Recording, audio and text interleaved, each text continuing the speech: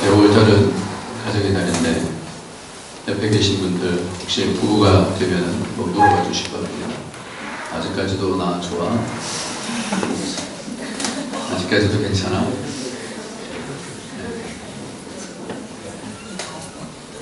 살만해? 왜 웃기만 하세요?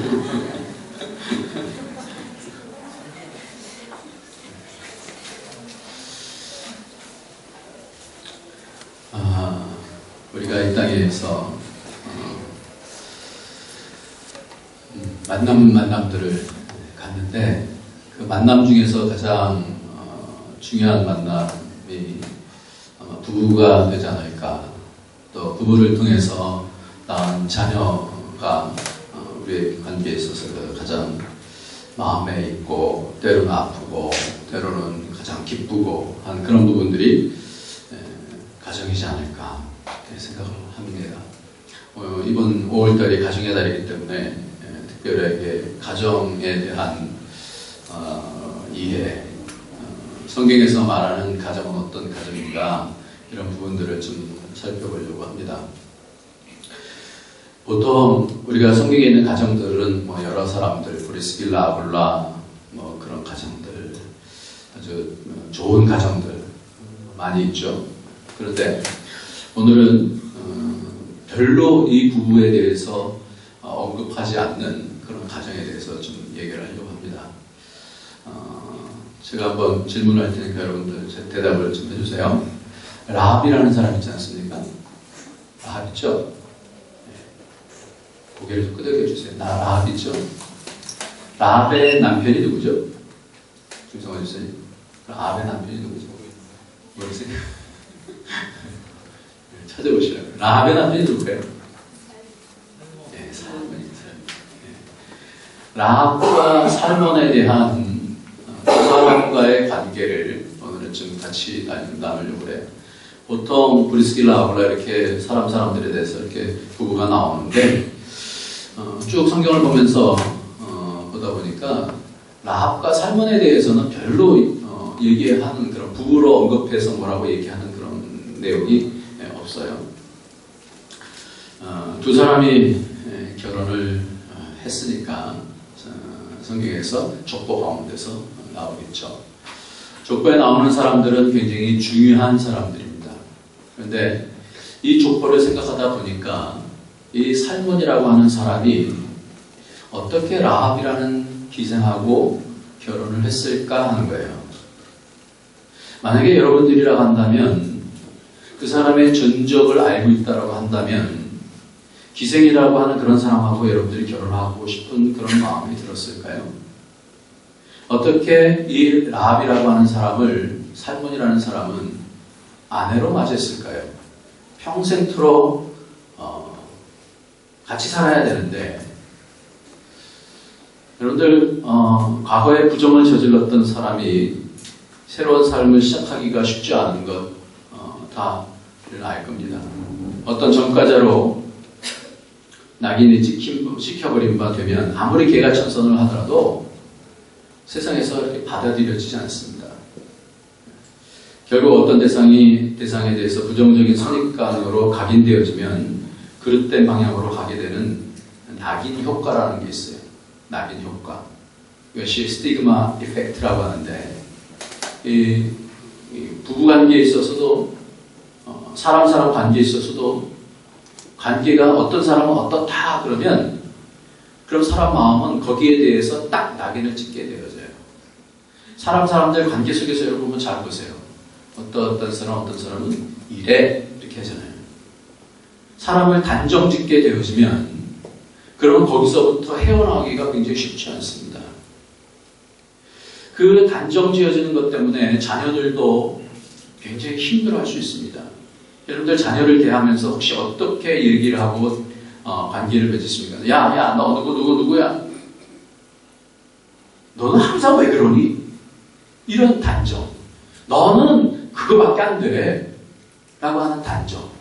이렇게 단정 짓게 되어지면 그것을 받은 사람들은 상처를 입을 뿐만 아니라 나는 이런 사람이다라고 하는 그런 아이덴티티를 갖게 되기 때문에 더 이상 자할 수가 없고 그런 상처가 부정적인 것이 계속해서 평생토록 좌지우지를 하게 되어지기 때문에 가정에 있어서는 이런 단정적인 낙인을 찍는 게 굉장히 위험한 내용이죠. 이거는 가정뿐만 아니라 교회에서도 마찬가지고요. 사람과의 관계 속에서 사람들은 다 판단을 하지 않습니까? 어떠한 사람은 어떻게 저 같은 경우는 금방 판단하지 않아요. 저는 사람들을 이렇게 쭉 많이 사귀죠. 많이 보죠. 관계를 맺죠. 그런 관계를 맺는 그런 가운데 있어서 이게 종합적으로 마음속에 이분은 이렇게 반복적으로 이렇게 행동하는 거 보니까 이분은 이런 사람이구나 마음속으로 단정하죠. 그러나 그런 부분들에 대해서 우리는 기대를 하고 또 열어두고 하는 그런 훈련을 받습니다. 그런데 어린 사람들은 어떻게 하냐면 뭐 하나가 자기 마음속에 그것이 내 마음에 이게 받아들이지 않으면 그거를 단정하기 시작합니다. 그래야 자기를 보호할 수 있기 때문에 그래요. 그래서 오늘 이 낙인 효과에 대한 부분 그것이 관계 속에서 있게 되어지는데 여러분들도 가정 안에서 또 부부 가운데서 이런 부분이 있다고 한다면 이 부분을 하나님 앞에서 해결하셔야 되는 부분이에요. 왜냐하면 이러한 것 때문에 상처가 생겨지고 이것 때문에 잘 자라지 못하고 이런 판단 때문에 더 잘 될 수도 있는데 그렇지 못한 그런 부분들이 많이 있기 때문에 그렇습니다. 지난주에 실족에 대한 말씀을 했습니다. 마태복음 17장에 대한 부분들 그리고 오늘은 이 낙인 찍힌 사람 세상으로부터 낙인 찍힌 사람 문학에서도 주홍글씨라고 해서 스카틀랜드 그래서 낙인 찍어버리지 않습니까? 한 사람을 뭘 잘못하면 거기다 딱 찍어서 그 사람은 평생토록 그 소설이 나온 것이 청교도 시대 때 나온 소설이거든요. 스칼렛 레터라는 그 소설이 찍히는 거예요. 그러면 그 사람은 거기서부터 헤어날 수가 없어요. 아무리 기독교적인 배경을 갖고 있다 할지라도 거룩이라고 하는 것에 있어서 부정한 것을 저지른 사람은 다 찍혀지는 거예요. 그렇게 되어질 때에 어떻게 우리는 이겨나갈 수 있는가? 이 부분들이 상당히 두렵지 않습니까? 사람들이 나를 어떻게 평가하는가, 어떻게 판단하는가, 이거 굉장히 두려운 거예요. 사람들이 어떤 사람들의 시선들, 그냥 뭐 이렇게 판단하는 것들이 굉장히 어떻게 힘든 거예요. 상처를 주고 실족하게 하고 낙인을 찍게 되어지면 이 관계에 있어서 위축이 되어지고 힘들어지고 그걸 이제 깨고 싶고 도망가고 싶고 하는 것이 바로 우리 관계, 가정에서도 그러고 자녀들 간의 관계도 그러고 우리 관계 속에서 다 이런 것이 있다는 거죠. 지난주에 우리가 그러면 이런 관계 속에서 있는 그런 사람들이 실족한 사람들이 어떻게 이겨나가는가? 실족을 어떻게 극복해 나갈 수가 있는가라는 것을 지난주 우리가 살펴봤었는데 그것을 첫 번째는 서로 용서하라는 거였었습니다. 그리고 두 번째는 뭐냐면 내가 모든 것을 다 열심히 했는데도 불구하고 하나님 앞에서 나는 뭐예요? 주인 앞에서 나는 무익한 종입니다. 내가 뭘 했습니다. 내가 감사를 받는 게 아니라 무익한 종입니다. 그랬더랬어요. 그리고 10명 중에 한 명인 사마리아인처럼 예수께 가서 내가 기쁜 것 그 자체가 감사가 아니라 그걸 감사라고 그건 세상에서도 하는 그런 감사인데 그 감사가 아니라 예수님께 가서 감사를 했을 때 내 믿음이 너를 구원하였다.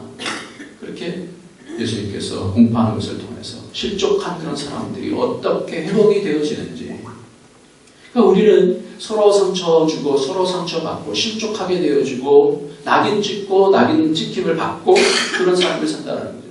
그럴 때 우리는 그럼 어떻게 이 부분들이 해결이 되었을까? 오늘 이 두 관계가 굉장히 어려운 관계를 부부 관계지만 아내가 어떤 사람이에요? 기생이에요. 기생. 일반적으로 기생이라는 사람하고 결혼하게 되었을 때 남편이 평생토록 뭘 묵상하게 되겠어요? 저 사람은 다른 남자랑 같이 잠자리를 한 부정한 사람인데 이런 생각을 안 하겠어요.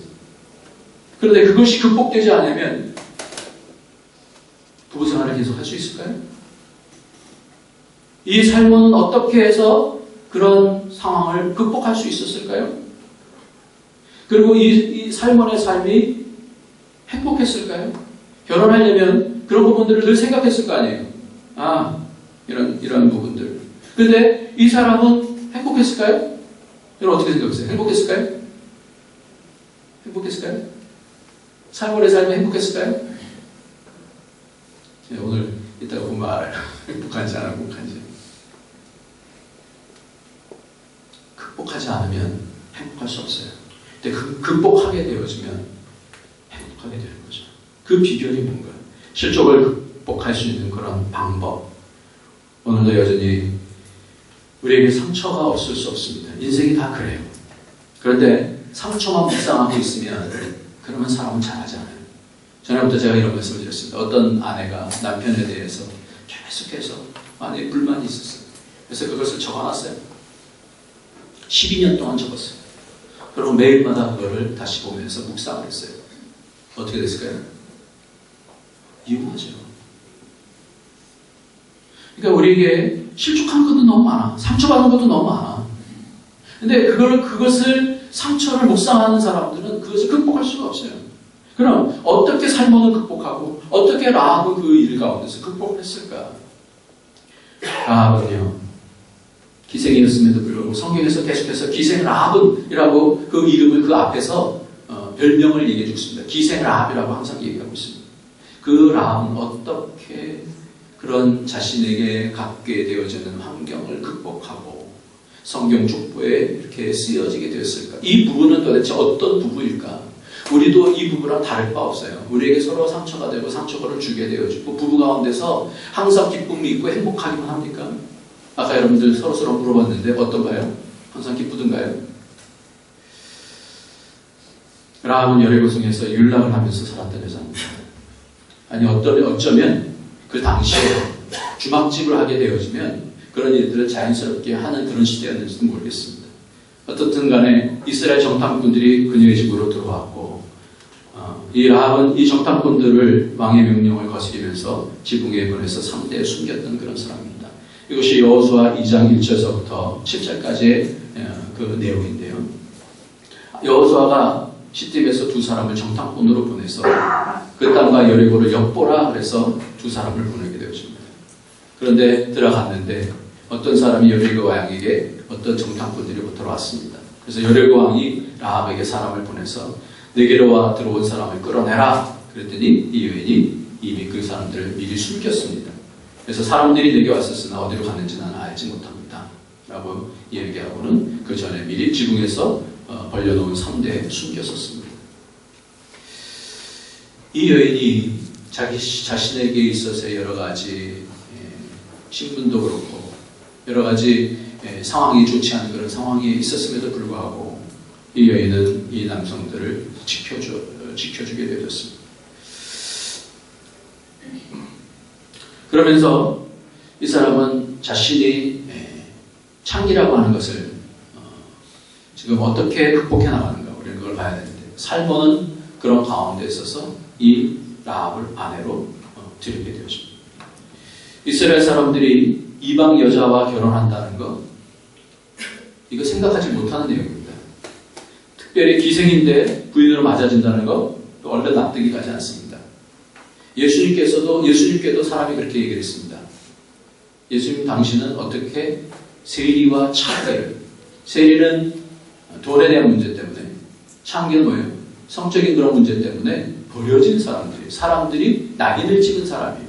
어떻게 이 사람들하고 관여를 하십니까? 이렇게 이야기를 하는 것을 우리는 압니다.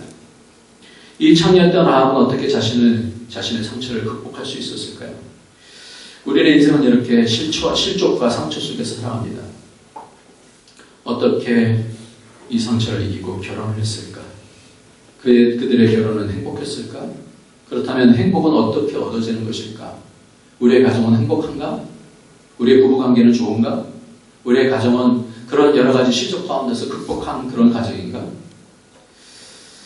여리고 왕이 라합을 자국 백성으로 여기고 정탐꾼을 잡아들인다고 얘기했을 때 그들은 이 땅을 탐지하러 왔다라고 얘기를 했습니다만 그는 이미 그 마음속에 다른 마음이 있었습니다. 이 라합이 그 관계 속에서 자신이 갖고 있는 그런 한계를 뛰어넘을 수 있었던 그 정확한 내용이 뭐냐면 라합은 다른 사람이었어요. 마음속에 다른 마음을 품고 있었던 사람이에요. 그것이 여호수아에 나오게 되어지는데 여호수아에 보면 이렇게 얘기를 하고 있습니다. 여호수아 2장에 제가 읽어드리겠습니다. 우리가 이는 너희가 여호수아 2장 10절인데 이는 너희가 애굽에서 나올 때 여호와께서 너희 앞에서 홍해의 물을 마르게 하신 일과 너희가 요단 저편에 있는 아모리 사람의 두 왕 시온과 옥에게 행한 일 곧 그들을 전멸시킨 일을 우리가 들었음이니라. 우리가 듣자 곧 마음이 인도하고 너희로 말미암아 사람의 정신을 잃었나니 너희 하나님 여호와는 위로는 하늘에서도 아래로는 땅에서도 하나님이시라. 옛날 성경에는 상천하지 하나님이시라 이렇게 들었어요. 듣고는 어떻게 했어요? 그 하나님을 마음에 모시게 되었어요. 내가 이 하나님을 믿어야 되겠다. 내가 이 하나님을 믿어야 되겠다. 그러고 어떻게 했어요? 고백했습니다. 내가 그 하나님 믿기 때문에 당신들을 내가 숨겨주려고 합니다. 우리가 상처를 많이 받습니다. 그러나 그의 고백은 이 상처를 뛰어넘게 되어지는 그런 길이 열리게 되어지는데 2장 9절에서는 말하되 여호와께서 이 땅을 너희에게 주신 줄 내가 아노라 이렇게 확신을 하고 이야기하는 것을 봅니다. 어떻게 하나님 나라가 세워지나요? 우리는 관계 속에서 다 상처 없는 사람 없어요. 실족하지 않은 사람 없어요. 그런데 그런 가운데 있어서 하나님 나라가 이루어지는 사람이 있고 이루어지지 못하는 사람이 있어요. 상처만 묵상하면 절대 안 이루어집니다. 그러나 그런 가운데 있어서 고백이 있을 때 믿음의 이야기를 듣고 그것을 받아들여서 하나님이 어떠하심을 알고 그 가운데 믿었을 때에 하나님 나라가 이루어지는 줄 믿으시기 바랍니다.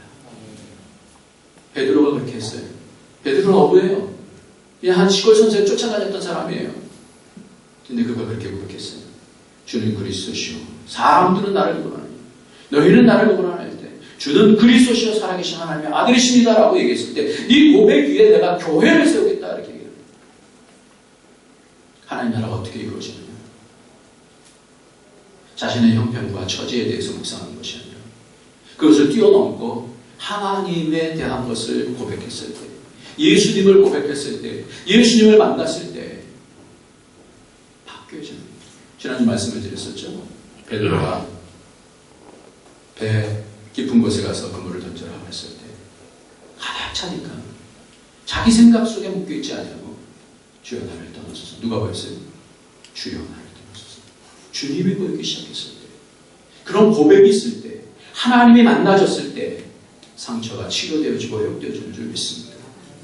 그러니까 우리가 어떻게 해야 내 상황 속에서 이겨나갈 수 있는가? 내 상황 속에서 이겨나갈 수 있는가?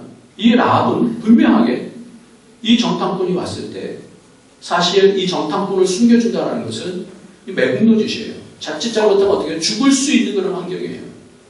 그런데 그 죽음에 대한 부분들을 어떻게 해요? 분명한 고백으로 내가 당신들을 구해주니까 당신들도 분명하게 나에게 이렇게 얘기합니다. 이제 청하노니 내가 너희를 선대하였은즉 너희도 내 아버지의 집을 선대하도록 여호와께로 내게 맹세하고 내게 증표를 내라. 그리고 나의 부모와 나의 남녀 형제와 그들에게 속한 모든 사람을 살려주어 우리 목숨을 죽음에서 건져내라. 그 사람들이 그에게 이르되 내가 우리의 이 일을 누설하지 않으면 우리의 목숨으로 너희를 대신할 것이오. 여호와께서 우리에게 이 땅을 주실 때에는 인자하고 진실하게 너를 대우하리라. 그러면서 빨간 줄을 내리게 그렇게 하는 것을 우리는 합니다. 믿음의 고백은 뛰어넘는 자신의 생각을 뛰어넘는 믿음의 고백은 하나님 나라를 이루는 거예요. 환경을 얘기하는 게 아니라 환경과 처지를 얘기하는 게 아니라 믿음을 얘기할 때 그때 이겨나가는 것을 봅니다. 인생은 다 그래요. 저는 여기서 20년 동안 이렇게 하면서 저는 무적이겠습니다. 저도 너무 약한 것 같아요. 머리도 하얘져서. 제가 이제 우리 딸 이렇게 아침에 어떨 때는 이렇게 보내거든요. 그러면 그 딸을 차 있는 데까지 못 보내겠어요. 좀 멀찍이 떨어져. 야, 너 저리 가라. 먼저 이렇게 바이바이 하고 이렇게 보내요. 왜냐면 걔 친구들이 너희 할아버지 왔냐? 이러니까 어떻게 할 수가 없어요. 그리고 요즘은 허리가 이렇게 끊어질 듯이 아픈데 집사님이 이렇게 침을 놔주셔서 조금 나아지긴 했는데 하여튼 몸이 굉장히 많이 망가지는 것 같아요. 마음에는 숱한 찢어짐이 있고 이 상처들이 나이테처럼 삶 속에서 다 이렇게 저장되어 있습니다. 저도 이것만 자꾸만 묵상하게 되면 저의 삶도 무너질 거예요.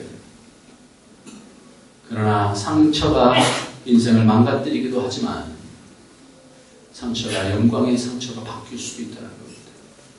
오늘 성경은 우리가 그것을 묵상해보고자 합니다. 아무 일을 하지 않으면 상처도 없겠죠. 제가 가장 싫어하는 단어가 뭐냐면 무사히 맞춰지게 돼요. 아무 일, 무사라는 게 뭐예요? 아무 일 없게 이런 거 아니에요. 물론 그것이 아무 사고 없이 뭐 이런 게 되겠죠. 무사히 지나가게 해주세요. 아무 사고 없이 지나가게 이런 얘기 뜻이겠지만 제 마음속에 그것이 싫어요. 상처가 두려워서 우리가 아무 일도 하지 않는다고 한다면 그러면 남는 것이 하나도 없습니다. 하나님 나라가 남지 않습니다. 우리는 이미 상처가 있고 상처를 계속해서 앞으로도 받게 되어주고 상처를 피해서는 아무 일도 이룰 수가 없어요. 그래서 이 상처를 이기는 자가 되든지 아니면 그 상처가 영광의 상처가 되든지 우리는 둘 중에 하나를 골라야 됩니다. 우리는 어떻게 이기느냐? 그것은 믿음이다라고 그렇게 얘기를 합니다. 이기지 못하는 이유가 뭘까요? 상처는 아파요. 그러니까 이 아픔을 감당하지 못하면 짜증이 나게 되어 있습니다. 짜증이 나면 믿음을 잃어버리기가 아주 쉽습니다. 왜냐하면 뭔가 변명이든지 책임 전가를 해야 되기 때문에 그러면 좀 상처가 덜 아파지는 것 같아요. 그런데 그런 사람은 영광을 얻지 못해요. 하나님 나라를 얻지 못해요. 반드시 이겨야 돼요. 우리가 이런 부분들에 있어서 이 라합은 어떻게 당당하게 이 예수님의 족보에 이렇게 오게 되어졌는지 우리는 봐야 될 것입니다. 그건 믿음이에요. 믿음으로 라합은 성경은 그렇게 얘기하고 있습니다. 믿음으로 라합은 히브리서 11장에 보면 믿음으로 라합은 말씀하고 있어요. 그리고 이제 한 사람 더 이 살몬에 대한 부분 치명적으로 이 기생이었던 라합을 받아들이게 되었던 이 살몬에 대한 부분을 좀 추적하고자 합니다. 어떻게 이 사람이 기생을 그걸 다 아는데도 불구하고 받아들일 수 있었을까? 어떻게 평생토록 이런 각오를 하고 갔을 텐데, 결혼했을 텐데 어떠한 각오 때문에 이 사람이 행복한 삶을 살 수 있었을까? 여호수아 6장을 여러분 한번 필 수 있으면 같이 봤으면 좋겠습니다. 안 필 사람은 제가 읽어드릴 테니까 읽어드리겠습니다. 여호수아 6장 23절을 보면 여러분 한번 해답을 한번 찾아내 보십시오. 이 부분을 좀 찾으려고 많이 애를 썼어요.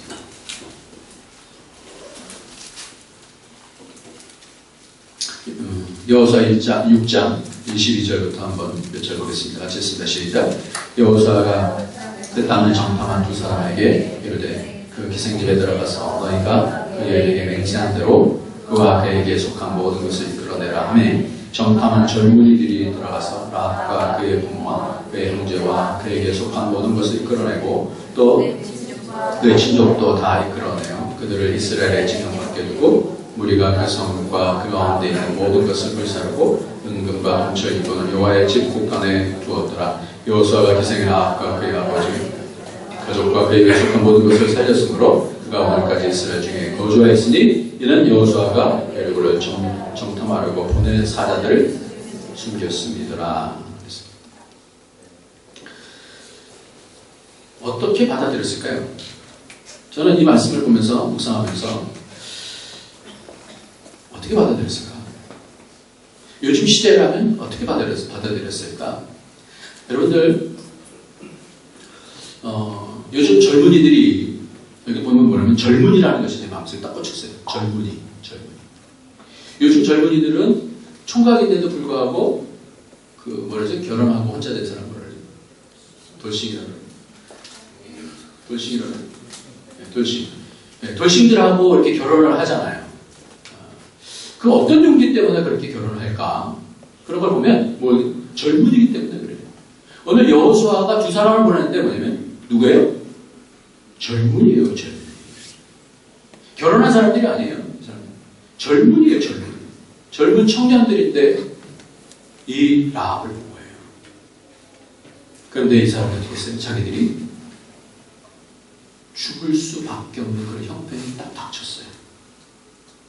그런데 이 라합이 자기를 숨겨주면서 하는 얘기가 심장에 꽂히는 거예요. 상천하지의 하나님이 자신들이 하나님을 믿고 그렇게 고백하는 건 당연하겠지만 이방인 입 속에서 믿음을 고백하는 걸 보는 거예요. 상천하지의 하나님이. 이 사람들 그 강력한 두려움 가운데서 내가 이제 죽었구나 라고 했을 때 이방 여인 한 사람이 그 땅을 너희에게 주신 줄 나는 믿는다. 이 고백을 들으면서 이 마음속에 팍 꽂히지 않겠어요? 아, 하나님이 같이 일하시는 사람이구나. 이방인인데 하나님이 함께 하시는 사람이구나. 기대하신 분이 아닌 창녀로부터 기생으로부터 믿음의 소리를 듣고 특별히 그것을 믿음으로만 이야기하는 것이 아니라 히브리서에서는 믿음으로 라합이라고 얘기하고 있지만 야고보서에서는 뭐냐면 라합은 행함으로 이렇게 얘기하고 있어요. 그러니까 믿음이다라는 자체가 그것에 대해서 알기만 하는 것이 아니라 그것을 따라서 순종하고 행함을 통하여서 자신이 죽음 가운데 있는데도 불구하고 죽을 수 있는데도 불구하고 사람을 숨겨주면서 왜? 그 상천하지 하나님이 나를 구원해 주는 줄 믿으니까. 그걸 바라보면서 살몬은 어떤 생각을 했을까요? 저는 이 살몬이 그 당시의 정탐꾼 중에 둘 중에 한 명이라고 그렇게 마음속에 그렇게 생각이 들어요. 천국 가서 물어봐야 되겠지만 여러 가지로 찾는데 이 정탐꾼 중에 두 명 중에서 한 명이라고 찾아지지는 않지만 굳이 제 마음속에 그렇게 생각이 들어요. 깜짝 놀랐을 거예요. 이 사람의 믿음이 참 믿음이구나. 머릿속으로만 믿는 믿음이 아니구나. 자기네 삶을 결단하는 믿음이구나. 자신의 삶을 결단하면서 나를 살려준 이 사람이 생명의 은인 아니에요. 하나님의 일하심에 대해서 딱 꽂히는 거예요. 바로 믿음이라는 건 이거예요. 믿음이라는 내 생각으로 끝나지는 거 아닙니다. 믿음이라는 것을 알았을 때는 내가 손해볼 수 있다 할지라도 때로는 내가 망한다 할지라도 그것에 대해서 순종하는 것을 그 믿음이다 이렇게 얘기합니다. 믿음은 상식이 아니에요. 상식을 뛰어넘는 거예요. 뭔가 하나님의 일하심을 보는 겁니다. 그것에 무게중심을 두는 거예요. 저는 사람들을 이렇게 만나면서 가장 마음속에 사람들 관계 속에서 핵심을 두고 싶어하는 것이 뭐냐면요. 어제 어느 초등학교에서 아이들이 와서 국악 연습을 방 2개를 방 2개를 빌려갖고 이렇게 하는 거예요. 근데 뭐 국악도 하고 사람들이 뭐 또 부모까지 오고 자녀들까지 다 데리고 오니까 뭐 저 굉장히 정신이 없어요. 토요일날 말씀 준비를 해야 되는데 너무 정신이 없는 거예요. 그런데 뭐 그까지는 뭐 이제 우리가 계약서 쓰고 했으니까 이해는 가요. 그런데 아마도 그 엄마들끼리 무슨 뭐 계획을 한 건지 모르겠지만 물건들을 잔뜩 갖고 왔고 거기서 이렇게 장사를 하는 거예요. 그런데 물론 그 사람들 가운데서는 다 믿는 사람들이 아니겠죠. 그런데 제가 보고 싶은 건 뭐냐면 그렇게 하면서 마음속에서 장사하는 것에 마음이 빼앗겨서 기본적으로 가져야 되는 어떤 태도 이런 부분들을 이렇게 오버하는 그런 부분들이 마음속에 딱 보여지는 거예요. 제가 이제 일단 뭐 사람 만나면 그런 부분들을 많이 보니까 그래요. 사람들 이렇게 만나면서 보면 이 사람이 믿음의 사람인데 어느 수준을 넘어가는구나. 여기 하나님에 대한 인식이 있구나. 더 이상 어디까지는 가지 않고 거기서 멈춰 있구나. 아니면 하나님께로 더 가까이 가는구나. 이런 감각이 있잖아요. 그런 판단을 하게 되었죠. 그러면서 마음속에 그 장사하는 것에 참 이렇게 서로 팔고 이런 것에 마음이 빼앗겨 있다 보니까 우리도 바자회 때 정신 차리지 않으면 우리도 그러지. 우리도 인생 살면서 우리가 우리 부부관계에 있어서도 또 결혼하려고 하는 젊은이들 마음속에 있어서도 믿음을 잃어버리면 그 믿음이라는 게 뭐예요? 하나님에 대한 감각이에요. 상황이 어떠함이 아니라 상황의 어떠함을 뛰어넘는 하나님에 대한 감각이거든요. 이 부분을 놓치면 믿음을 놓치는 거예요. 이 부분이 여러분 가장 중요한 줄 믿으시기 바랍니다. 마음속에 중심에 우리 속에 영으로 얘기해 주는 게 있어요. 믿음의 사람에게는 늘 그게 있어요. 그래서 뭔가 악으로 치닫게 되어지면 빨간불이 마음속에 켜지게 되어 있어요. 안 켜지면 믿는 사람 아니에요. 영으로 거듭난 사람은 반드시 심령 속에 뭐가 있냐면 빨간불이 켜지게 되어 있어요. 너 그러면 죽는다. 이런 마음이 있어요. 믿음의 사람은 성령께서 우리 마음에 오시기 때문에 반드시 그 마음을 주시거든요. 지난주 인자와 때와 노아의 때, 롯의 때 다 똑같다고 그랬어요. 그때도 우리 인생이 먹고 마시고 사고 팔고 심고 집을 짓는다 그랬어요. 우리 이거 안 하는 사람 아무도 없어요. 다 해요. 다 하지만 다른 것이 있다고 그랬어요. 하나님 나라가 여기 있다 저기 있다고 하지 못하려니 하나님 나라는 어디 있다고요? 너희 안에 있다고 그랬어요. 너희 안에 있다는 말은 두 가지 뜻이에요. 우리의 심령 안에 있다는 말 하나하고 하나는 뭐냐면 관계 속에서 있다는 얘기예요.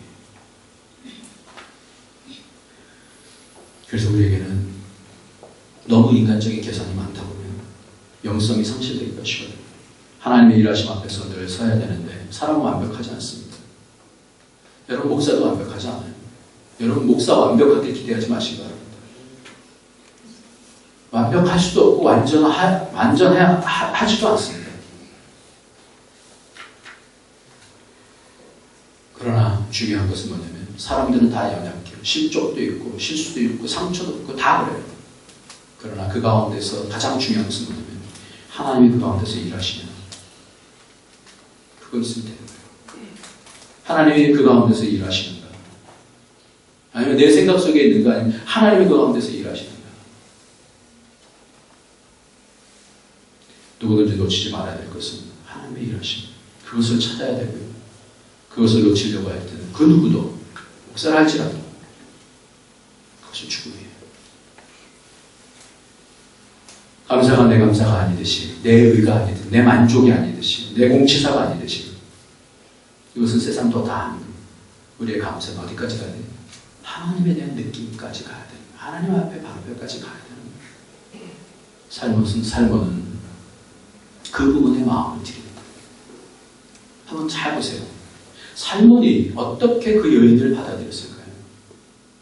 저는 그렇게 생각이 들어요. 그 처음에 믿음으로 하나님을 고백하는 그 내용을 보고 그 모든 라합에게 갖고 있는 모든 부정적인 요소들을 어떻게 해요? 한순간에 덮어버릴 수 있어요. 왜 그러냐면 그것을 뛰어넘을 수 있는 것은 아내의 몸뚱아리가 아니라 아내의 그 심령 속에 있는 그 믿음 때문에. 그러니까 하나 된다는 게 여러분 뭔지 아세요? 부부가 하나 되시길 바랍니다. 안 될 겁니까? 부부가 하나 되시길 바랍니다. 근데 하나 돼요? 됩니까? 부부 하나 되기 쉽지 않아요. 부부는 한 몸이라고 강조하지만 부부가 한 몸이 돼요. 옆에 한번 물어보세요. 당신 나랑 똑같아? 물어보세요. 저는 25년 살았는데 아내가 무슨 얘기 하다가 다른 건 다 잊어버렸어요. 그러면서 아무리 오래 살아도 남편, 부부관계는 남남일 수 있어. 그런 얘기를 하는데 제가 그냥 머리가 쭉 삐서더라고요. 제가 25년 동안 살았는데 아직까지 남남을 생각하는 거예요. 우리가 하나 될 수 있는 것은 사람에게 있어서 하나 될 수 없어요. 사람의 잘남, 여러분 그거 갖고 울고 먹으면서 몇 년까지 버틸 수 있을 것 같아요. 남편 잘남 갖고 몇 년 울고 먹을 수 있을 것 같아요. 그거하고 하나 될 수 없어요. 오직 믿음만 하나가 되게 하시는 줄 아시기 바랍니다. 믿음이 하나님이 우리에게 주신 그 가정에게 주신 믿음, 그것 때문에 하나가 되는 거지. 사람이 하나가 되는 거 아니에요. 우리가 수련회 가고 우리 하나 됩시다, 하나 됩시다. 우리가 하나 될 수 있는 존재가 아니에요. 부부도 하나가 되지 못하는데 어찌 다른 사람하고 어떻게 하나가 되겠어요? 하나가 된다는 것은 거짓말이에요. 예수님께서 돌아가시면서 요한복음 17장에 보면 그 바로 돌아가시기 전날 우리로 하나 되게 하소서 그렇게 얘기해요. 왜 그런 줄 아십니까? 하나님과 약속하신 그 뜻 안에서 하나가 되게 달라는 낙인 효과. 믿음인 사람들이 모두가 다 그렇게 얘기하네. 결혼했어요 하고 나서도 사람들이 그런 시선으로 바라봤을지 몰라요. 저 사람 기생이었는데 이렇게 바라볼 수도 있을지 몰라요. 그런데 삶은 이겨나갔어요. 그렇기 때문에 행복할 수 있었어요. 오늘 여러분들 이 낙인 효과가 낙인 지키는 것에 대해서 우리는 상당히 두려워요.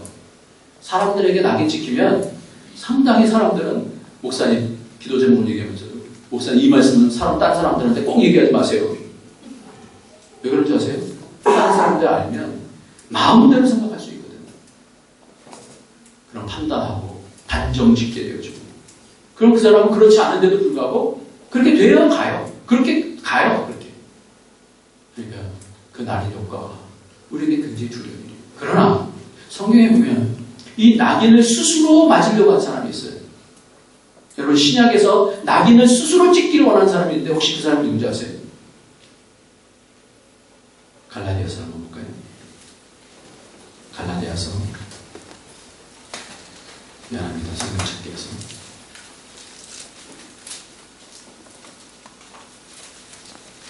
갈라디아서 6장 한번 보겠습니다. 갈라디아서 6장 14절부터 보면요 17절까지 말씀. 그럼 요거까지만 읽겠습니다. 309쪽에 있습니다.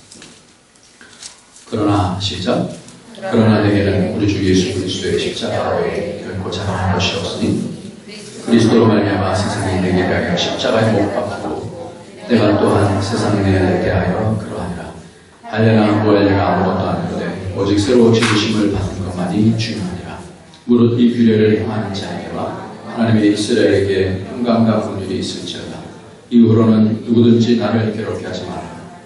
내가 내 몸에 예수의 흔적을 지니고 있노라. 이 흔적이라는 단어가요. 아까 말씀드렸던 낙인 효과라고 했죠. 낙인.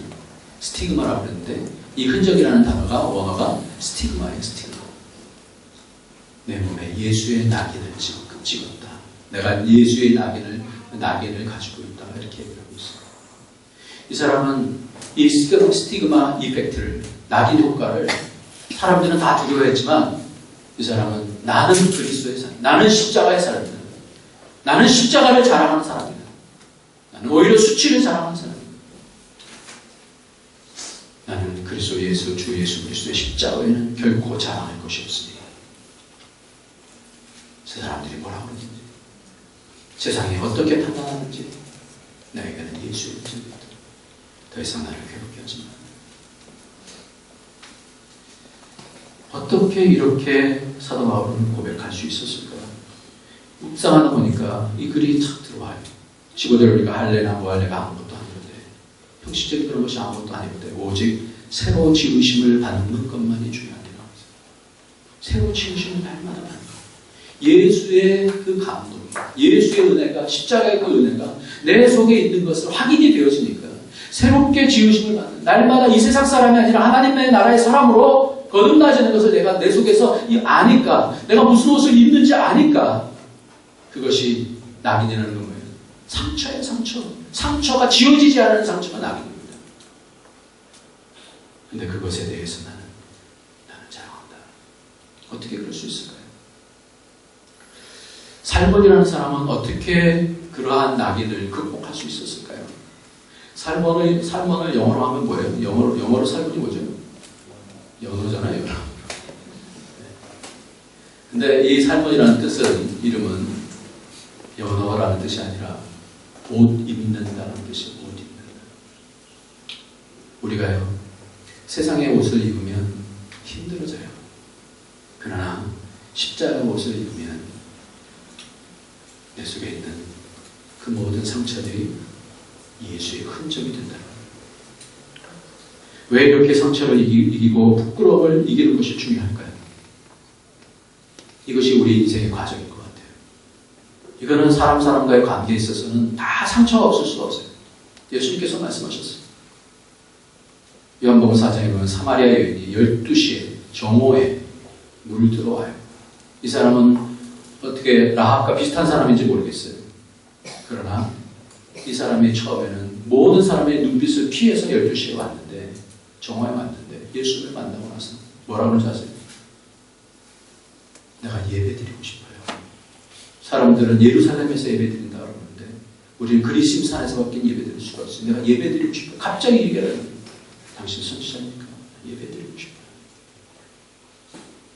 그러면서 내가 그러나 메시아라고 말씀합니다. 이 사람이 물동이를 버려두고 자신의 모든 상처, 물동이를 12시간 모든 사람을 피해서 갖고 왔는데 물동이를 버려두고 내가 메시아를 만났다.